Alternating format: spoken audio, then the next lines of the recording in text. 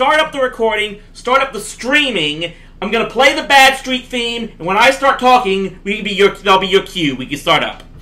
Got that? Okay, so Sky, stand by. We'll be starting the streaming in 3, 2...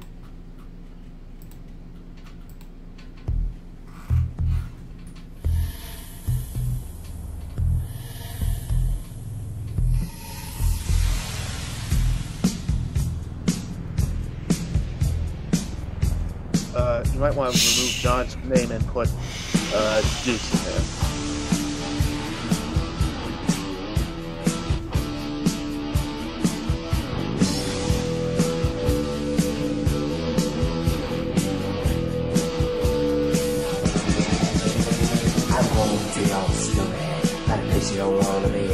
And welcome everyone to the very first live edition of the Rasslin Roundup. This is Rowdy Chris Lee-Moore.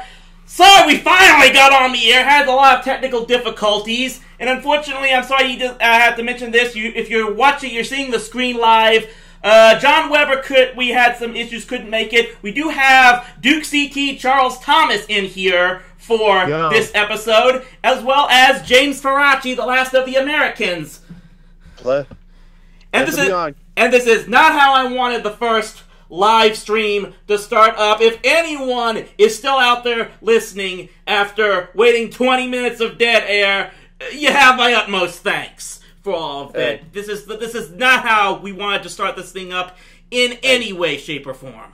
The patience would be rewarded. Yeah.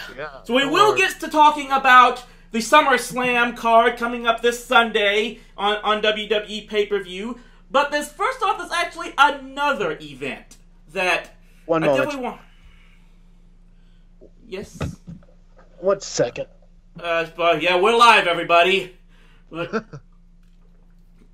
anyway, we did want to talk about another major, really pretty much event. It's going to be happening very soon within the other worlds of wrestling, and that is the All In pay-per-view that's going to be taking place this September 1st from the Sears Center in the Chicago area. I actually did some Google Maps searching, and the Sears Center only about 20 minutes outside of where the Allstate Arena is, where WWE usually holds its Chicago shows. I actually got to see the Allstate Arena when I was in at Anime Midwest earlier about this summer, since my hotel was right next to it. But obviously, this is a pretty big step in the promotion and advancement. Well, not just non WWE events, but just on independent wrestling. Period, because this is an independently produced event that is going. Talk about the All In thing. Yeah, listen, I had to kind of step away momentarily. Some people thought the internet had Well, anyway. This is an event that's going to feature performers from Impact Wrestling, Ring of Honor, NJPW, Lucha Underground, and the National Wrestling Alliance. That sounds like an awesome show. And the interesting thing is that this thing basically got created almost as the result of a dare. And virtually with the one person who in some small way have to thank for the start of this is our old buddy Dave Meltzer, who's already been in the news recently and not in a good way. Dave Meltzer is enough hot water to boil every lobster in Maine. Yeah. I mean, guy's already got himself in hot water recently now for fat-shaming Peyton Royce, of all people. Well, that's for another time, perhaps. We'll talk about that later. But it basically started when, in May of last year, Meltzer was asked by a fan if Ring of Honor could sell 10,000 tickets. Meltzer's response was, not anytime soon. Well, Mr. Cody Rhodes heard that and basically pulled a Barney Stinson and said, challenge accepted. This thing basically developed first to being just a Ring of Honor show to a self-funded event with sanctioning from ROH, then eventually did, I believe, get the sanctioning from the NWA, and I'll give them snowballed from there. Yeah, I'm gonna give them credit right now because the tickets for the show went on sale May 13th, and they sold out in less than 30 minutes. Despite that's quick. That was despite there had only been one match announced for the show at that point in time. It's basically being put together by Cody Rhodes with the cooperation of the Young Bucks. Try to get you to see here's the card they've got so far for this event. It's going to have Nick Aldis versus Cody Rhodes for the NWA World Title. Right. Got Kazuchika Okada versus Marty Scurll. The villain Marty Scurll. I've heard of him back when the WCPW Defiant Wrestling organization was around. I'm not sure if they're around anymore. Duke? Yeah. I saw pictures and saw videos of him in Ring of Honor, and I saw at least one Okada match. He's very talented, but I'm like, okay, he's a good wrestler, but I haven't really been like blown away for this yet. But this might be a way to see how he is. I do know Cody Rhodes. I do know Nick Atlas from he was Magnus in Impact Wrestling / TNA. Here's hoping those two would actually have a decent match, but you know.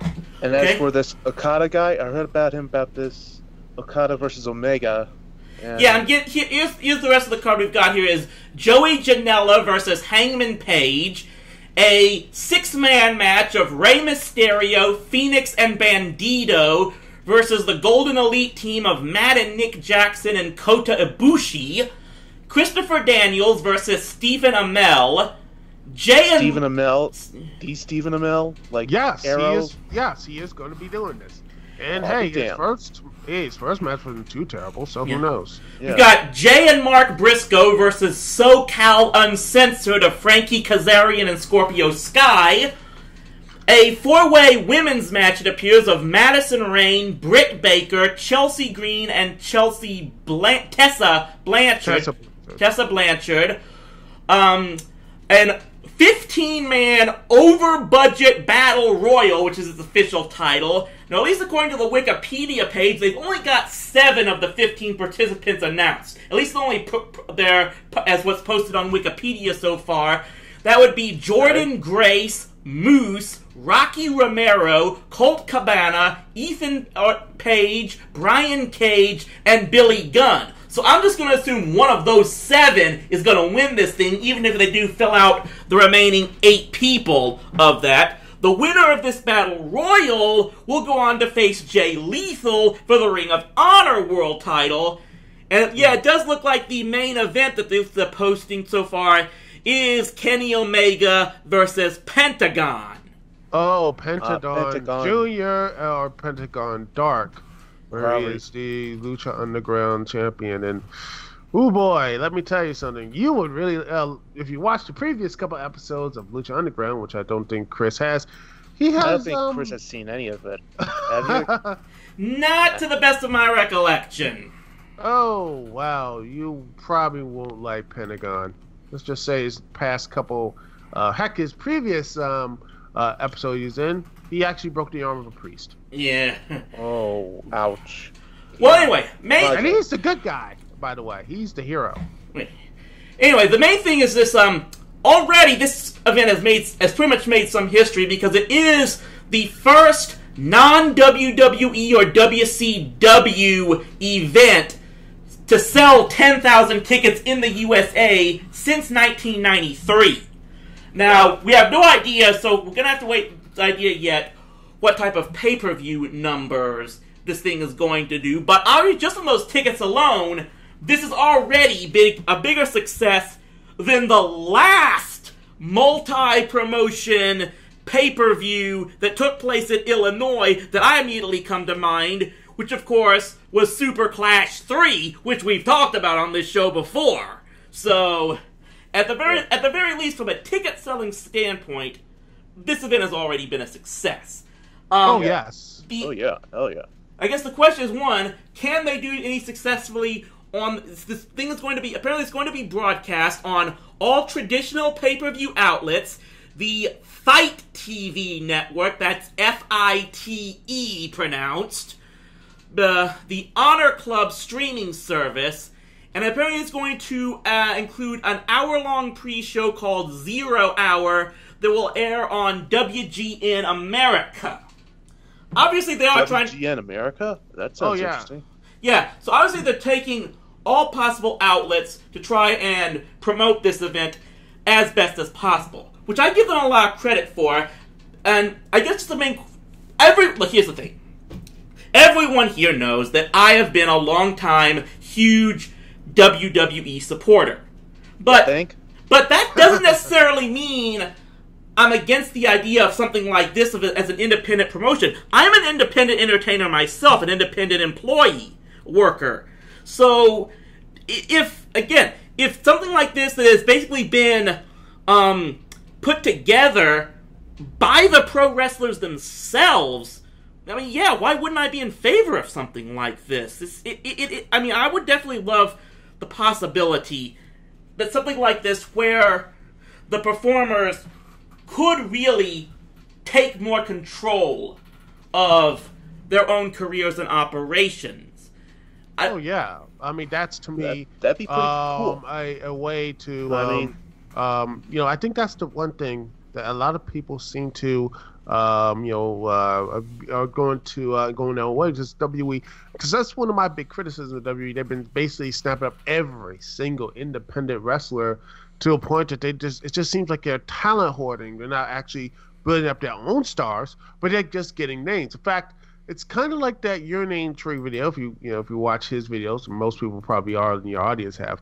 It's like when you talk about the New York Knicks, it's like they don't want to build from the then. They just like getting names. All they want is names, and they don't care about what the... Trust me, the Knicks, it's just been a cluster bank of, they just don't care. No, yeah, but you understand what I'm saying. It's just getting names instead of what fits into the system. Well, that's another subject for another time, to be perfectly honest, Duke. My whole thing, as far as WWE not being able to produce their own talent, I mean, really, the only, you gotta remember, the only homegrown talent that actually really created into being a major superstar was John Cena, when you really think about it, even in their entire history. I mean, even Stone Cold Steve Austin... my honest opinion about John Cena right now...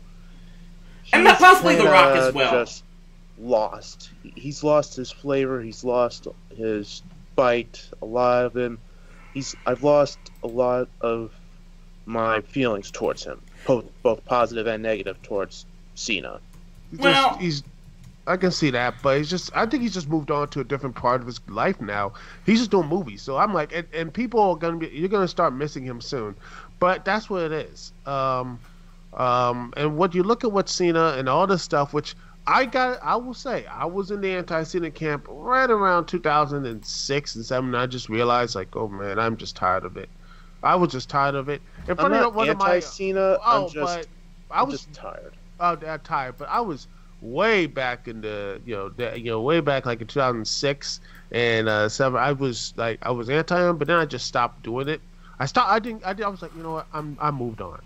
And well, let's just say people didn't like the video I made. It's like I got positive, but yeah, people were like, how can you? He's ruining the. I'm like, well, if you don't like him, just watch something else. You want to know something? Yeah.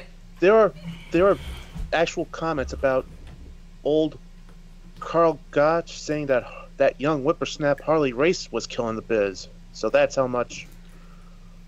Well, we're kind of getting a little off topic here, to be perfectly honest, but I guess I always talking about how I was getting to a point where I think it's almost impossible for WWE to successfully build a homegrown star nowadays, just because of the fact that anyone who does is going to have the stigma of people thinking the only reason he's getting pushed is because Vince likes him. But that's probably a subject for another time. We'll talk about this. Yeah. Just getting back onto the subject of the All In pay-per-view. There's one thing, now again, I don't want to prematurely accuse anyone of doing this, because I have no proof, I have no reason to think they would do this, and I just hope that it won't happen.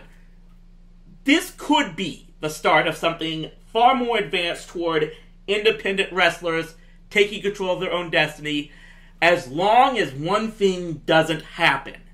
And that's nobody within the people who are really behind this promotion backstabs the rest of them and tries to make off with as much with all of the money in any way, shape, or form. Which I hate to say something like this, but just given the entire history of the entire shadiness that all of professional wrestling has, I'm almost certain something like that has happened before. It almost essentially happened at the Super Clash pay-per-view that I've mentioned before. Now, granted, that was mostly, it was mostly promoters behind the scenes that did some of the things, but they were all promoters that had been wrestlers in their own times. Guys like Fritz von Erich and Vern Gagne, with even Jerry Lawler getting involved as well. I'm not really surprised because, it happens not in businesses, but all other places. That's right. That's what the issue is how, if you're going to do this, if you're going to sit there and do, this type of big event, you have to make sure everyone not only pay, everyone is well compensated, but also because that was what just really put the final coffin in the AWA with Super Clash is Gagne refused to pay Lawler for his part in the show, and that pretty much was the final nail in the AWA's coffin. Because that's part of the thing. It's show. That's the stuff we see, and there's the business. You can't do business if there's no show, and you can't do the show without talent, and without talent, no show. It was just a bad business thing, I think. Yeah, and just say, this will be a long-term success. I think it can be, if those behind the scenes that are actually running the show and making the business decisions all agree to be honest with one another. And agree that they're working for the greater good of building something even better. And if it works, more power to them. Look, am I going to watch this thing? I'm not 100% sure. If I will. Yeah, I am going to be watching. More power to you if you do. I'd love to. But... I've got some stuff I've been saving up for, so I don't know if I'm going to take the time. If I've got WGN America on Sling TV, maybe I'll take a look at that pre-show and take a look at it. But you know what? I'll take a look at the pre-show as well. I'm going to say this. Given his background, he's given the son of the American Dream, Dusty. Cody Rhodes, I think, is a smart guy. I get the feeling that's one person I'm willing to bet will try his best to make sure this thing works and everything is on the level. And if it does that, this could be the start of something pretty big. There is some things starting because not just with All In, you have to talk about what happened with Madison Square Garden is going to happen next year. You see what's in Ring of Honor in Japan doing a show at MSG, and that pretty much is going to be looking like a solo. That is to me bigger. I think bigger than All In because you look at the history of Madison Square Garden. That's pretty much Vince's playground. That has been Vince's playground for like 50 to 60 years. There have been other stuff, wrestling events, others playground. So Ring of Honor. But I will say things work out. Knock on wood. But I will say, you get the feeling that probably you wonder if Ring of Honor would have had the courage to try something like that if it had not been for the automatic success as far as ticket sales go of something like this All In pay-per-view. Like they may have started that this may have been the first group of people who were able to really take some initiative in this. That's the one thing I'm going to say about this. Everyone talks about the supposed lack of competition in wrestling right now, despite the fact that there are currently more promotions out right now than ever before. I hate the just saying that WWE owns some kind of monopoly on the wrestling business. For me, it's just the fact that up to this point, no one else who really owns a wrestling industry has been willing to take some major initiative, and haven't ever since Ted Turner and Eric Bischoff had WCW. And when it closed in 2001, there have been shots, but yet the thing is, the people have taken the shots. TNA Impact Wrestling, but what they did was actually got an inferior version of WWE. Okay, I'll grant you that. Again, if you do that, people like saying, why am I going to watch a crappy version of this when I have the other version right there? The best thing you could do, and honestly, the only thing I would respect Ring of Honor of doing is going on the opposite direction, going for people what they have and what they are going to being an alternative. Even though WWE has pretty much snatched the alternative and pretty much is like NXT, but they do have that alternative. I will get you. Yeah, but I hope that with this big shows that are happening, I hope that actually starts shaking them up and be like, okay, we need to make sure this stuff we have this momentum. We need to actually do stuff there. Make sure we have like storyline, things like that. All our ducks lined up in a row, because right now, if I was looking at Ring of Honor on TV, you know what it is? They still have syndication. I'm not kidding you. They are on syndication, and I'm sitting there. Oh yeah, they do not have actually a TV show. They used to have a Destination America, but no, Ring of Honor TV is on syndication. They don't have any type of consistent type of stuff, and that's the thing. Even in the shows, they're not consistent. They have one thing, this thing, and the other. They don't have any consistency in their shows, and that to me is just like, you know what? That's one of the main problems with their shows, is that it's just more of a variety, not a variety show, but it's just basically just wrestling for the sake of wrestling. But there's no storyline progression. There's barely any storyline progressions, barely anything else that actually will go on to to continue on stories that ROH could be. But that's my frustration. Yeah, that's what my frustration is, that they just did. How many times they had these momentum? I remember the big pay-per-view. They had like over 10,000 buy. Like, wow, this is great. But what do? They get right back to the same stuff over and over again. Ring of Honor did not take advantage of that, and it just suffered. It became, people just started to leave. Why did they start people to leave? Because they're like, you know what? I haven't watched Ring of Honor for so long, because it just becomes stagnant. That's the thing, man. Obviously, lack of getting TV time is something else that has been affecting the smaller promotions from able to making a bigger impact in the world of competing for wrestling time, which is where I think that's another reason why maybe this all-out, all-in event really worked, is because, one, it's being confined to pay-per-view and streaming for that much, where they don't have to worry about network brass, that I think still gives WWE a lot of hard times, even though they have a major deal, and probably is why they don't want to go after, no one else wants to go after any of the smaller promotions, and they use their own shows to help promote this big event. And you gotta give some credit to the fact that promotions like Ring of Honor and the NWA gave their blessing to this. They both officially did sanction this, which is why they've got 2 world title matches on this card, because obviously they saw that, I guess the fact is, since the wrestlers are more or less financially backing this, they were able to give it the permission for it, since they don't have to suffer that type of burden. Whether or not that's going to work down the line, we're going to have to wait and see. But either way, like I said, it's this September 1st on pay-per-view, the Fight TV network, or the, double check it here, was the Honor Club streaming service. Any of you guys listening out there, you want to check that out, please be my guest, give your feedback on it, because, you know what, look, the more the merrier is what I really think. Even if I don't watch any of these other promotions, you're free to watch them yourselves as well, because... Yeah, there's more than enough room at the top of the mountain. I'm a guy who's watched indoor soccer for his entire career for a long time part in my life, so I know what it's like to follow a smaller promotion. I followed minor league baseball for years. I will again if Fort Worth ever gets another team. But with that out of the way, I guess we can now move on to the big show that is taking place this Sunday, Summerslam from the Barclays Center in Brooklyn, New York City. We got the card right here. We've got 3 kickoff matches here. It looks like it looks like a mixed tag team match. Rusev and Lana versus Andrade Cien Almas and Zelina Vega. Rusev and Lana.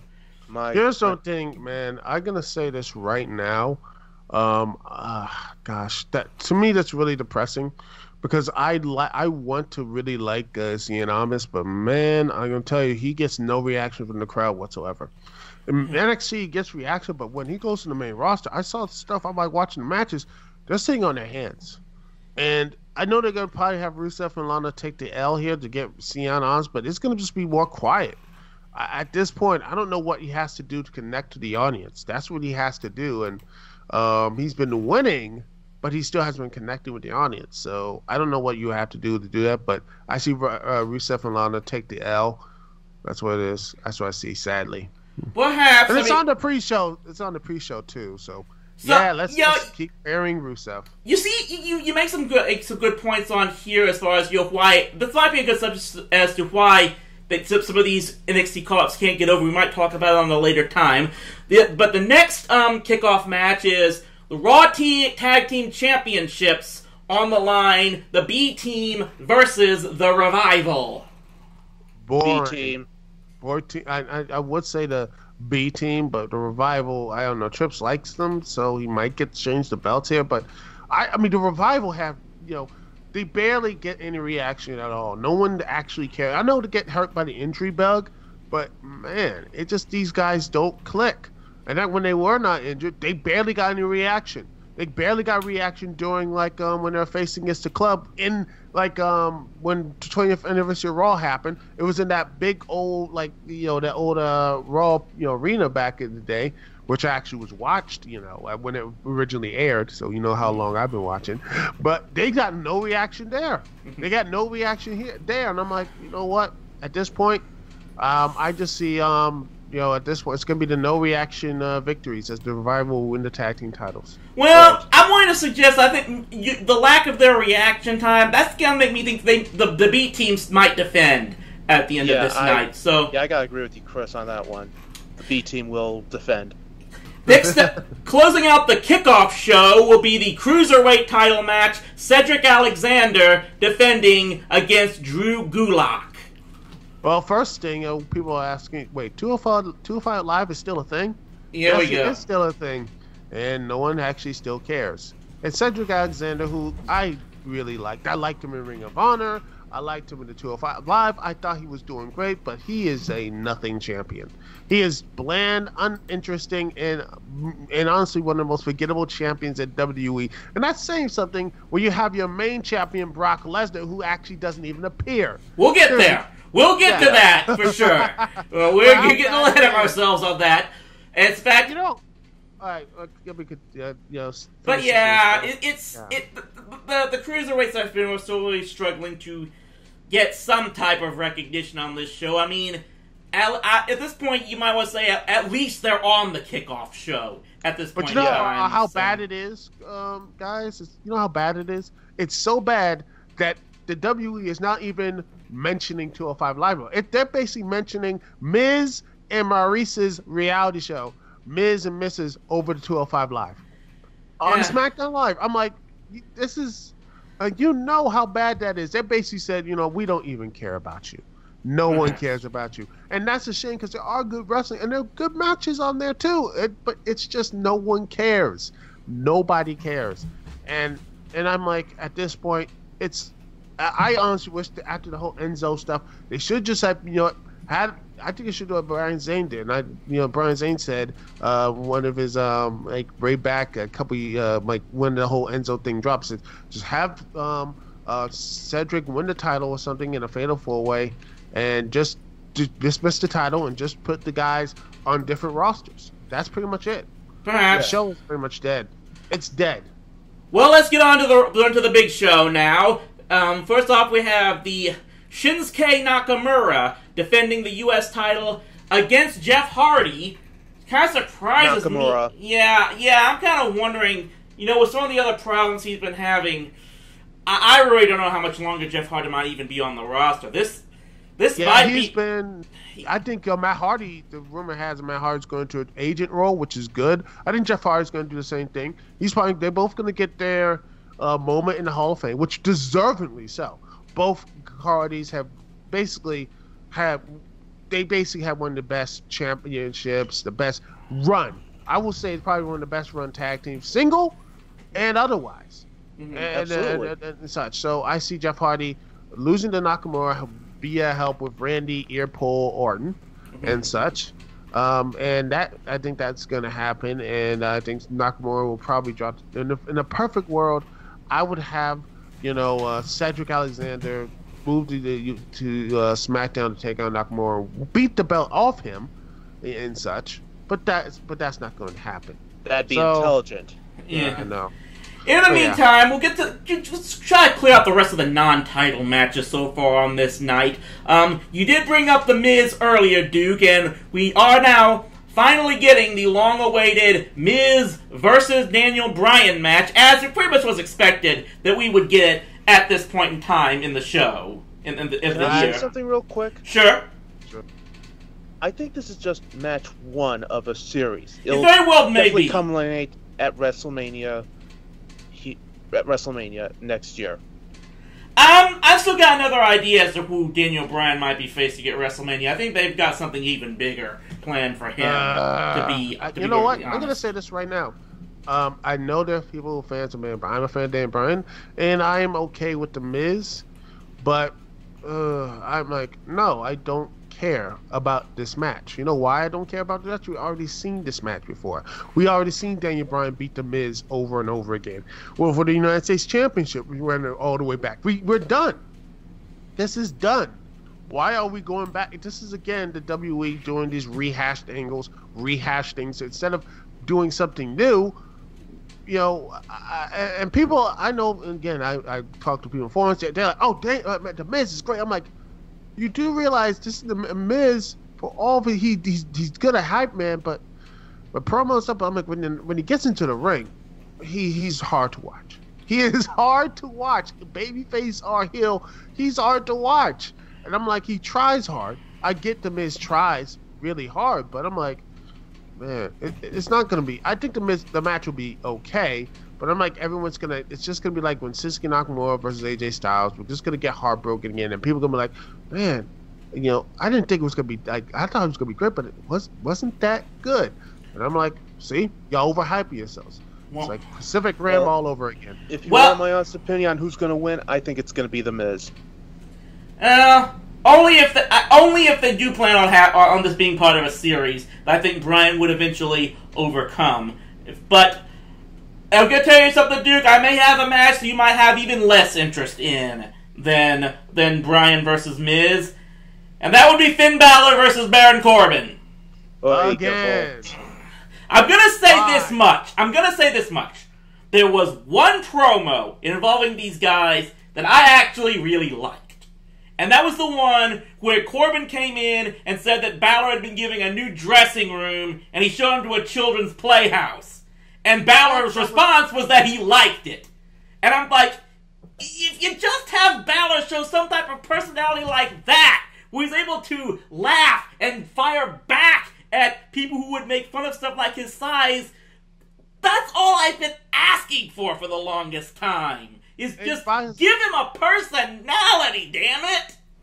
Yeah, I get that too. Because personally, I haven't watched most Raw, because it's just a 3-hour slog. But I did watch that, and I see there was people like pissed on. Oh, why can't he should be? I'm like, dude, he's like, Finn's last because he's comfortable with it. I'm like, yeah, I already beat you. I don't, you're not better than me. I know. I'm already gotten to the mountaintop. I was the Universal Champion while you had the Money in the Bank and you failed. So that's the thing. Baron Corbin can just continue this whole thing trying to be this type of stuff. But that's it. It's Finn Balor is already comfortable with his type of like his position. And right or wrong, I don't think he should have been Universal Champion. But yeah, there it is. But Baron Corbin, his role is as the commissioner, Constable Corbin. I like, even though I don't know why he's wrestling in slacks now. I'm like, dude, like I keep saying, Chief Morley back in the day of 2002 Raw, when he was like Eric Bischoff's second right-hand man. Yeah, I remember that.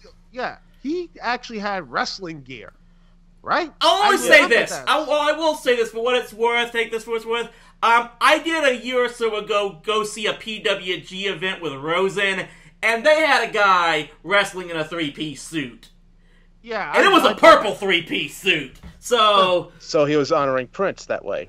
Maybe I'm not sure if I remember that correctly, but like if you want my honest opinion, I think it will be Balor. They're gonna keep putting Balor over one way or the other.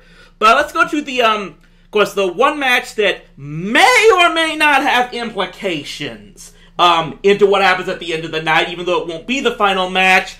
Braun Strowman versus Kevin Owens, in which essentially Braun's Money in the Bank privilege is up for grabs in this. Strowman wins.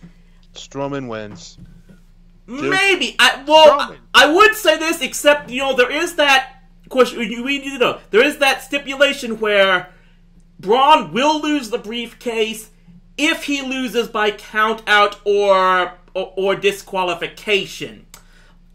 Strowman will lose the belt, will lose the Money in the Bank to Owens if he gets disqualified. Strowman is disqualified? Yes. I know, and I just see it's going to be Owens. I just see what's going to happen. I don't want this to happen because this would be WWE. They're going to try to put Kevin Owens in this. I'm like, no. Owens, I'm just tired of Owens. I'm just tired of Owens. Yeah, I'm tired of Owens too. I need him to go. He needs to go. He needs to just, you know what? I say this, and I think he's been doing okay with this whole back and forth, this time and everything. I'm like, I'm fine with this, but he does not need to be in the main event. I mean, I've seen this stuff in the main event. I'm just tired. They're trying so hard. But you know what? Strowman is so...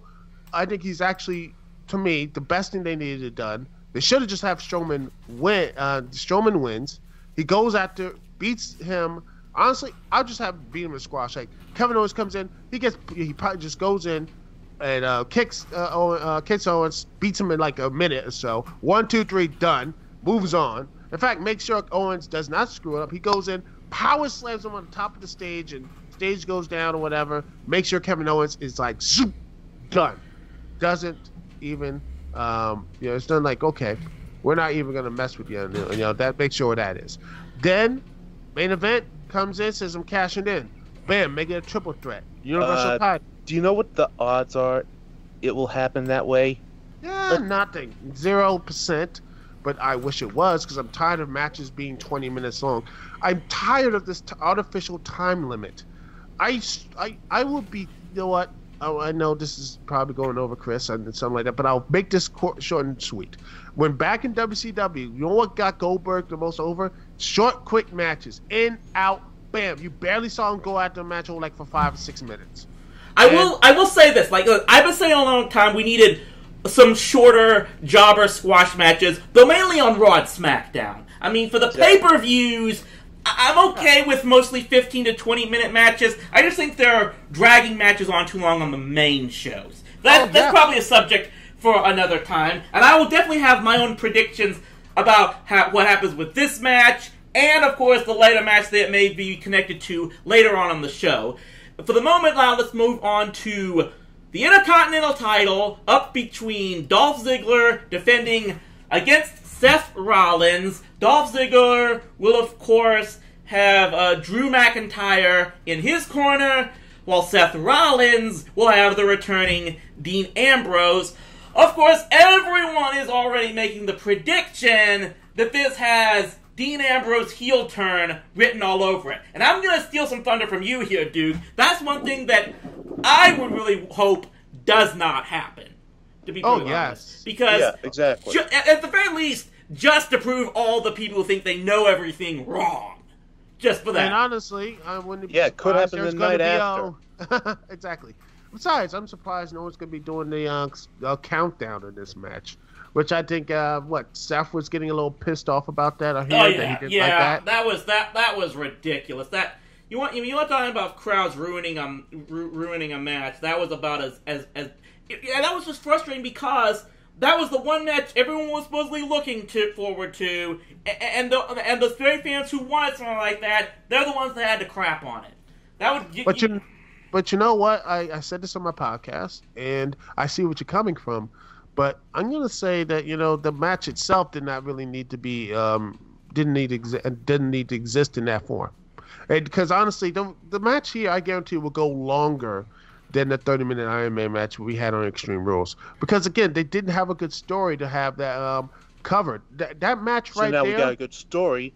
And yeah, there's actually some story that's something like that. I honestly wish it was just a 2 out of 3 falls match. That would have been actually more interesting. Instead, you wouldn't have had that type of like negative crowd reaction. I mean, to me, I still believe this. If you want to have a hour-long or 30-minute Iron Man match, which is stupid, I don't care about 30-minute Iron Man matches. I say if you want to do Iron Man matches, you have to make sure it fits within the story, it fits with the 2 wrestlers, and you have to make sure the wrestlers continue to entertain the audience. That's exactly. what it is. Yeah. I will say, I'm going to go ahead and make this, what I would like to see from this match. I would see, one way or another, in fact, perhaps Seth take the belt from Ziggler, but regardless of what happens, I would say, whether or not Ziggler or Rollins wins, I would hope that keep Dean Ambrose a face in here, and then use this match to possibly set up a feud between Dean Ambrose and Drew McIntyre. Here's what I'm hoping. I'm still saying Drew McIntyre should have been the Intercontinental Champion. I still say he should have been, because him and Seth had a great match on Raw. I'm like, that should have been there.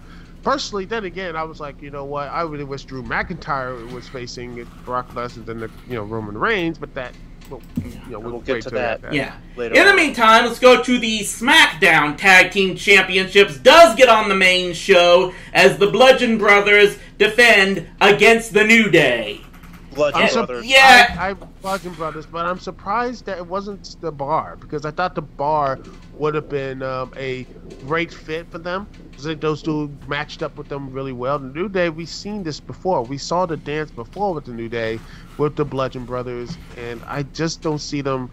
I don't see the New Day. I think it'll be a good match.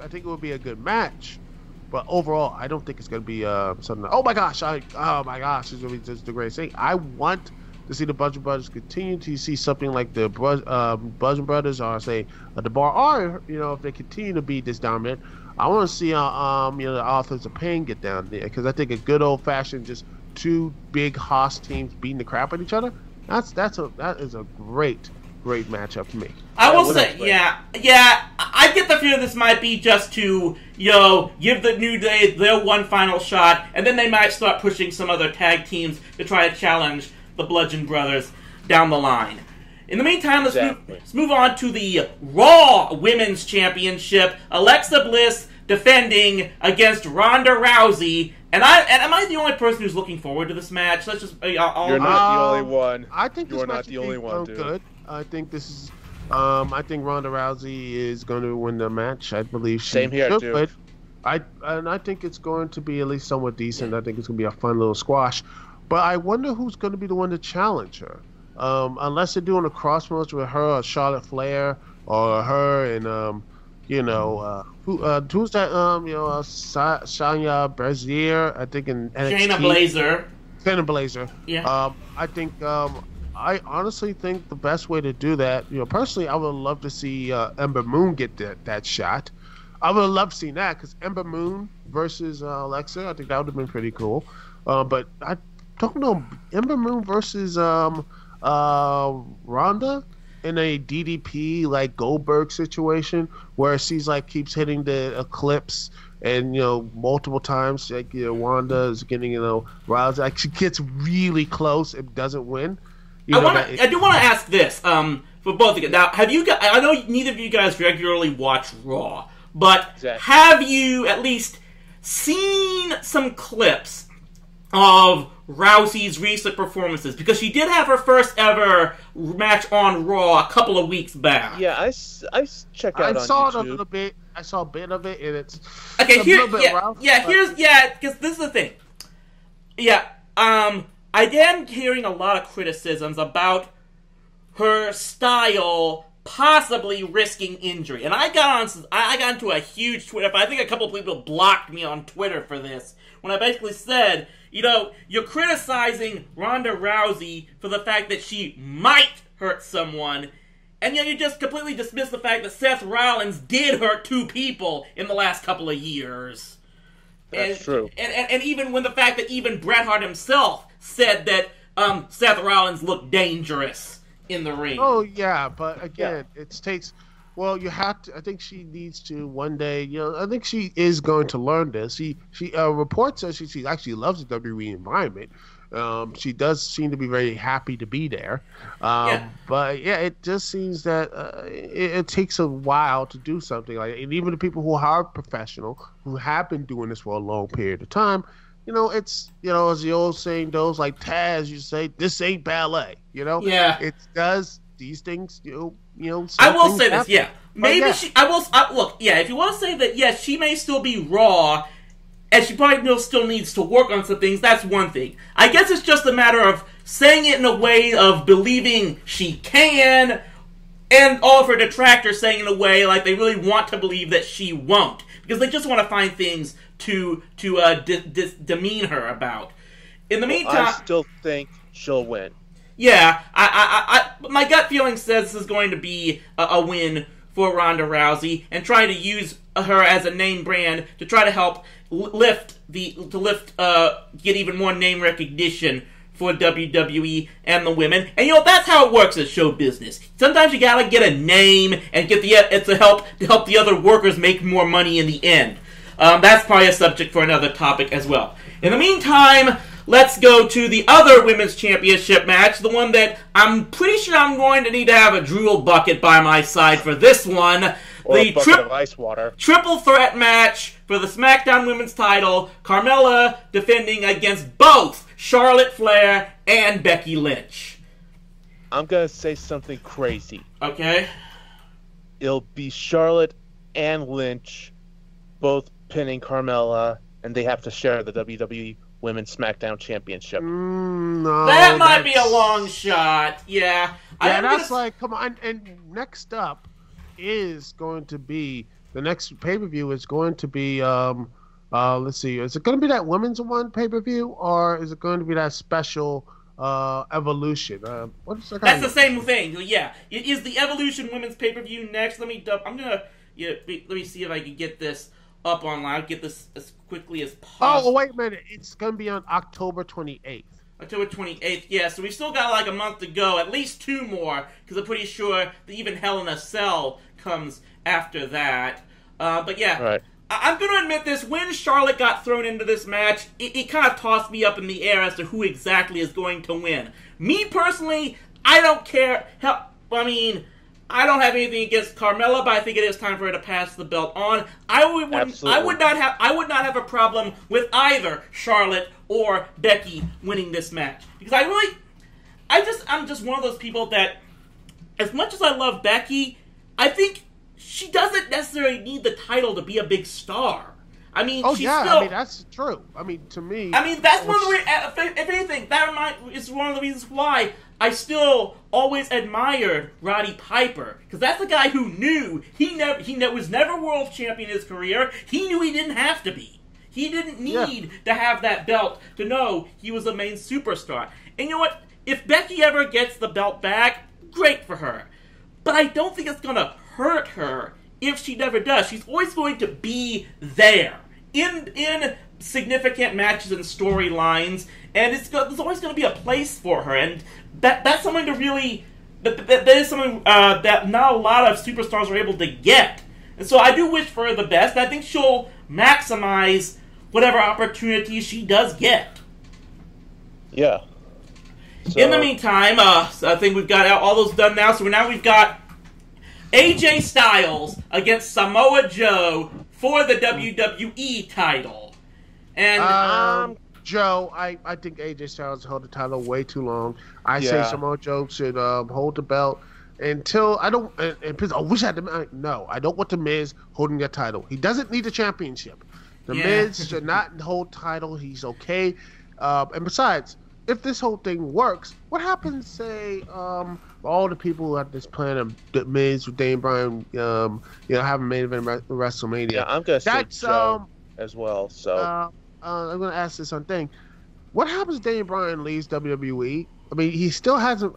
Last time I checked, he still hasn't resigned. So he might just say, you know what? I got my WrestleMania moment. I got all the stuff here. I wrestled WrestleMania again. I had a victory. You know what? I'm good. I'm gonna say this, and this is why I'm going to go ahead and make this prediction if I haven't made it already. If Samoa Joe does win this, And I can see him doing that.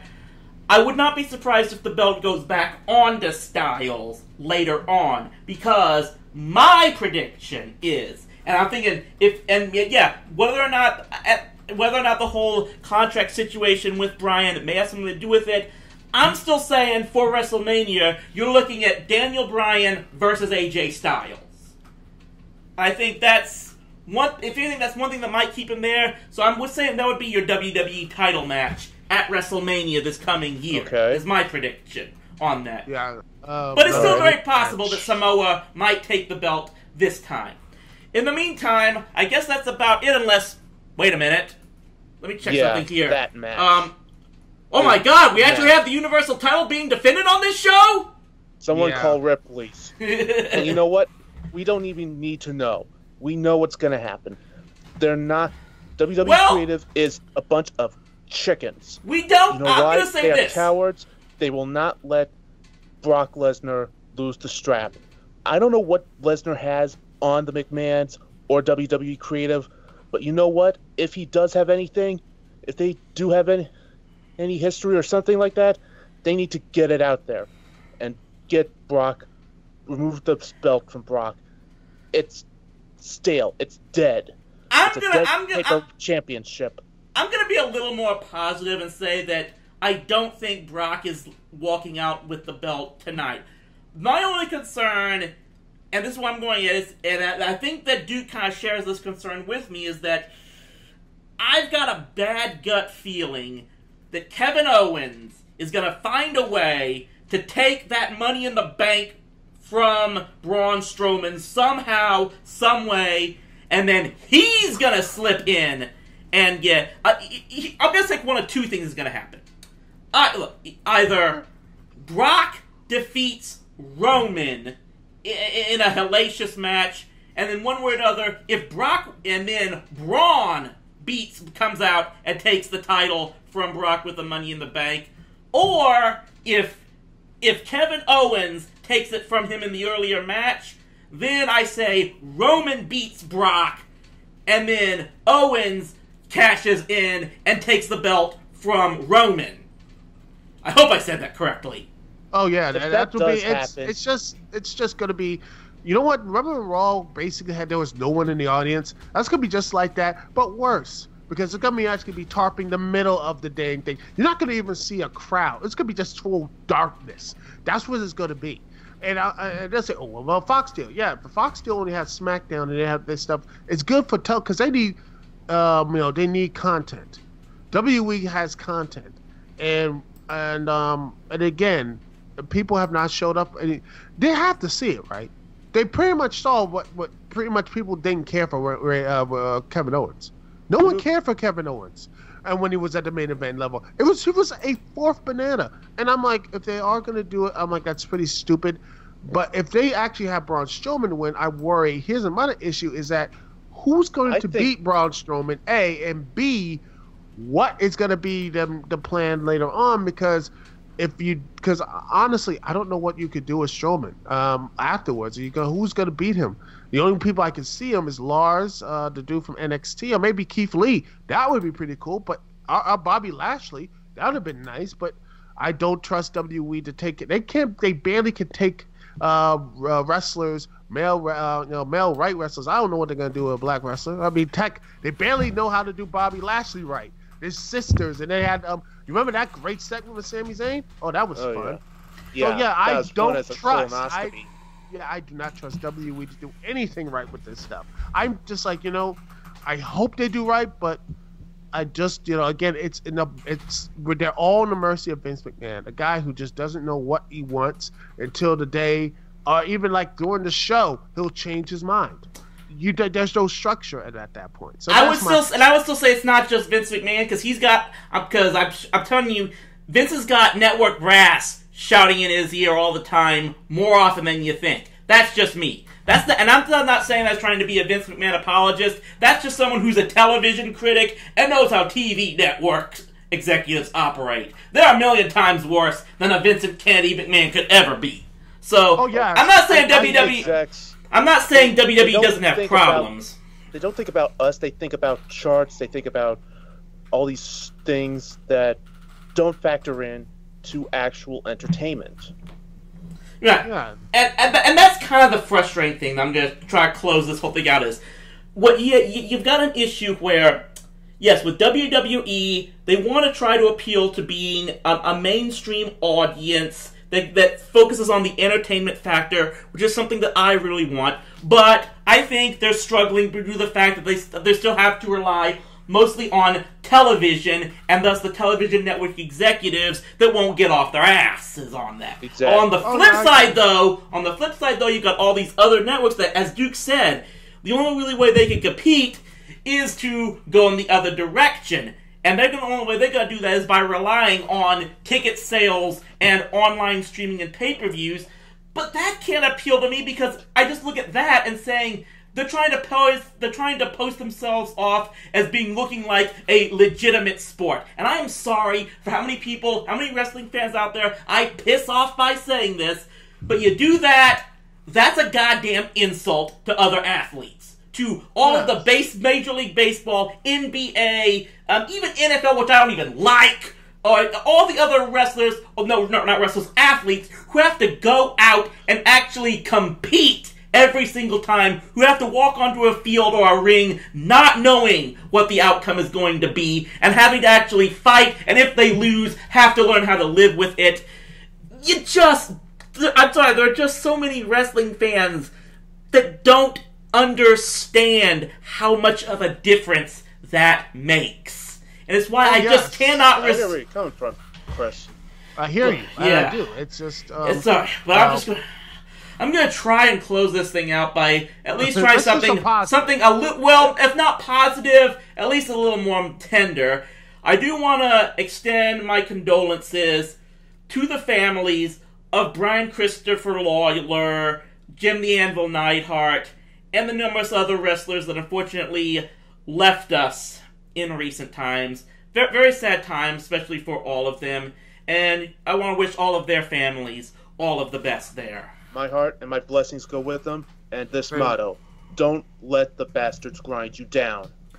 At least, one thing that definitely nearly grinded me down was getting this live stream up and running. Anyone who stuck around, still, I'm glad you did. We will get the next one up and running. Hanging out with Three Stooges. Yeah. I don't know if James or Duke will be here. Maybe they'll be watching, but we will be back at 10 p.m. Central Time for the next. I'll probably be out like a light in my bed by then. Very well, but I just said, you catch the next Rowdy C live stream. We'll have some video games going on. Might have some previews of upcoming reviews of TV trash coming up front. May have some other subjects to talk about.